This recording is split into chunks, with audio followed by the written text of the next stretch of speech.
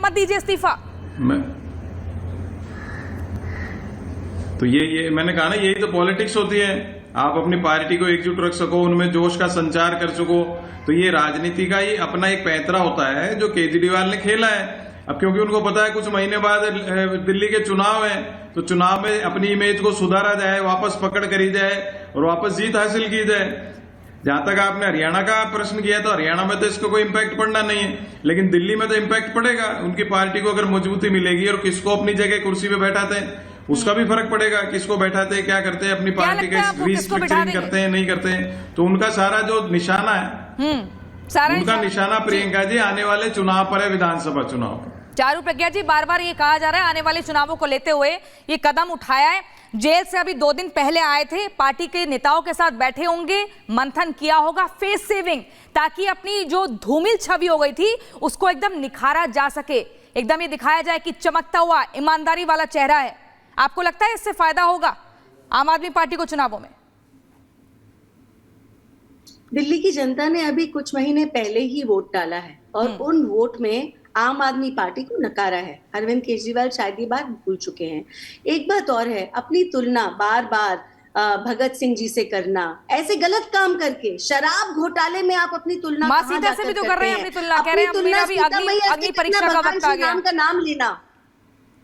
लेकिन चारू प्रज्ञा जी, अरविंद केजरीवाल ने कौन सी जी एक मैसेज ही दे दिया, बस ये सवाल छोटा सा, कि बीजेपी जो लगातार प्रेशर बना रही थी कि आप जेल के भीतर गए, इस्तीफा दो, नैतिकता की जिम्मेदारी लेते हुए इस्तीफा दो, नैतिकता के आधार पर, तब नहीं दिया। उन्होंने ये बता दिया कि बीजेपी के प्रेशर पर इस्तीफा नहीं दूंगा। हाँ, जेल से बाहर आ गया, अपने मन से मैं इस्तीफा दे सकता हूं, जनता के लिए इस्तीफा दे सकता हूं। प्रियंका जी देखिए, बीजेपी के प्रेशर की बात ही नहीं है। जो सीएम 6 महीने से जेल के पीछे हो, नैतिकता तब कहती थी कि आप इस्तीफा देके जेल के अंदर जाएं। हर दिन जब दिल्ली एक नए मसले में परेशान हो रही थी, नैतिकता तब कहती थी आप इस्तीफा दे दे। अरे बाहर आके भी आप बयानबाजी कर रहे हैं, इस्तीफा तो अभी भी नहीं दिया ना, अभी भी आप ही कह रहे हो 2 दिन के बाद दूंगा। तो ये तो सारा तमाशा ही है। कौन सा इस्तीफा इन्होंने अब भी दे दिया? तो इनके तमाशे अब दिल्ली की जनता को समझ आने लग गए हैं, सबको पता है। और जिस तरीके से राघव चड्ढा भी बयानबाजी कर रहे हैं, बोल रहे हैं, अग्नि परीक्षा का समर्थन कर रहे हैं, ये अग्नि परीक्षा खुद बोल रहे हैं। कौन सी अग्नि परीक्षा आपने दे दी? शराब घोटाले का अभी कोई सुलझावा हुआ नहीं है। ठीक है, वरुण पुरोहित जी आपसे समझना चाहेंगे, अग्नि परीक्षा का बार बार जिक्र अरविंद केजरीवाल ने कहा है, शहीद भगत सिंह से अपनी कई बार तुलना करते हैं, मां सीता से अपनी तुलना करते हैं, अब अपने पद से इस्तीफा देने का ऐलान भी कर दिया है। तमाम जो पार्टी के बड़े नेता हैं कथित शराब घोटाले के भीतर जेल में सजा काट कर आए हैं, उसके बाद आप अग्नि परीक्षा जो कह रहे हैं इसके क्या मायने निकाले जाए? क्योंकि जनता तो भोली भाली है ना।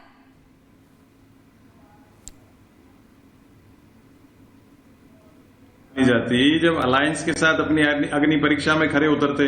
आप देखिए हरियाणा में भी उन्होंने अलायंस को ठोकर मार दी।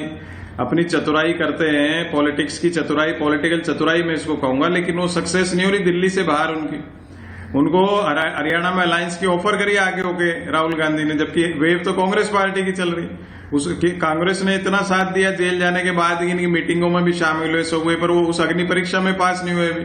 तो कुल मिलाकर के मैंने आपको कहा, उनके समझ में आ गई भाई कुछ महीनों बाद चुनाव है, तो जो अपनी छवि को सुधार किया जाए, और बाई चांस अगर कन्विक्शन हो जाए, इनका आने वाले समय में कन्विक्शन हो जाए चुनाव से पहले, तो उसकी भी तैयारी करी होगी आगामी। मान लीजिए कन्विक्शन हो जाता है शराब घोटाले में, ठीक तो है, पहले से अपने आप को नैतिक और मॉरलिटी, नैतिकता दिखाने का प्रयास किया गया, और अगर एविक्शन हो जाएगा। वरुण पुरोहित जी आप महत्वपूर्ण बात आप यहाँ पे कर रहे हैं, लेकिन एक बार संजय मिश्रा जी के पास चलते हैं जो कि राजनीतिक विश्लेषक है। संजय मिश्रा जी देखिए, बीजेपी, ममता काली भी हमारे साथ जुड़ गई हैं, लेकिन संजय मिश्रा जी, बीजेपी बार बार ये कह रही थी कि हरियाणा में भी हिमाचल प्रदेश वाला हाल ना हो जाए, अगर कांग्रेस को मौका दिया मुफ्त की चीजों के चलते यहाँ पर आर्थिक स्थिति खराब हो जाएगी और उस शिगुफे में नहीं फंसना। लेकिन वहां कांग्रेस को पछाड़ते हुए आम आदमी पार्टी यहाँ पर, आपको क्या लगता है कि बढ़त बना रही है, जो इस्तीफे का आज ऐलान कर दिया है, एक नया दांव चल दिया है?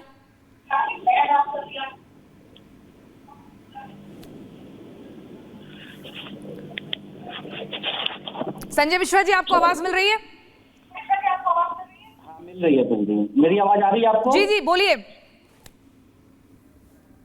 मैं ये कहना चाह रहा हूँ कि जो भारतीय जनता पार्टी की तरफ से या कांग्रेस की तरफ से या कोई भी विपक्षी दल जिस तरह के भी वक्तव्य दें, उम्मीद उसी की जानी चाहिए, क्योंकि ये भारतीय राजनीति है और राजनीति में विपक्ष का जो काम है वो सभी लोग करेंगे।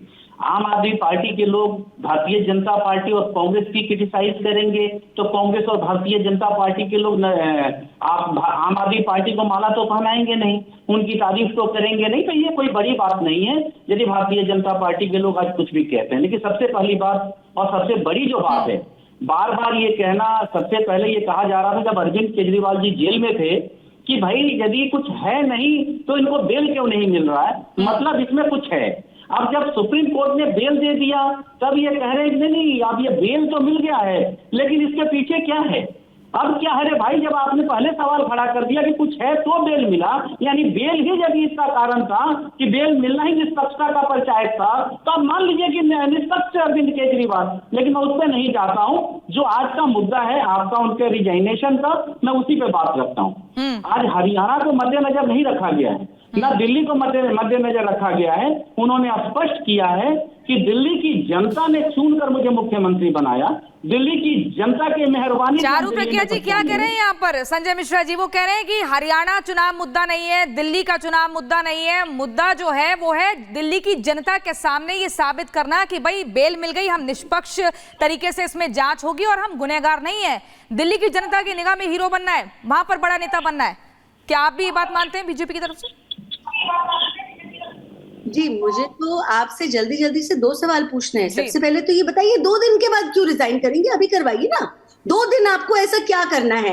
दूसरी बात, आप जब ये कह रहे हैं कि बेल आपकी बेकसूर होने का प्रमाण है, तो इतनी कंडीशन क्यों लगाई गई?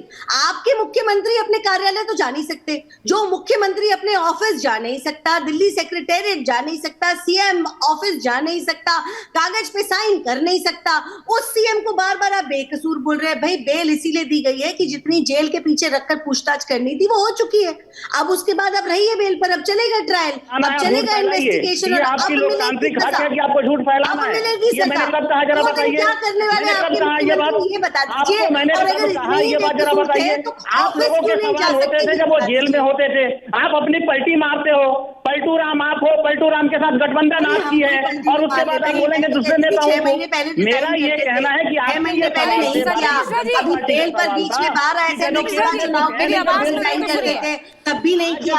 आज रिजाइन करने की बात कर रहे हैं, रिजाइन आज ही कर दो। चारू प्रज्ञा जी पूछ रही है, ये सारी चीजें आपके जिस केस में दिखी है, लेकिन जो मेरी सबसे अहम बात है इसमें कि दिल्ली की जनता के द्वारा चुनी गई सरकार दिल्ली की जनता के बीच जाने का निर्णय लिया है, इसमें आपको दर्द क्यों है? आपने जो कहा कि सुप्रीम कोर्ट ने बेल के साथ बोला मुख्यमंत्री ऑफिस नहीं जाएंगे, अब साइन नहीं करेंगे। एक बार संजय मिश्रा जी सुन लीजिए।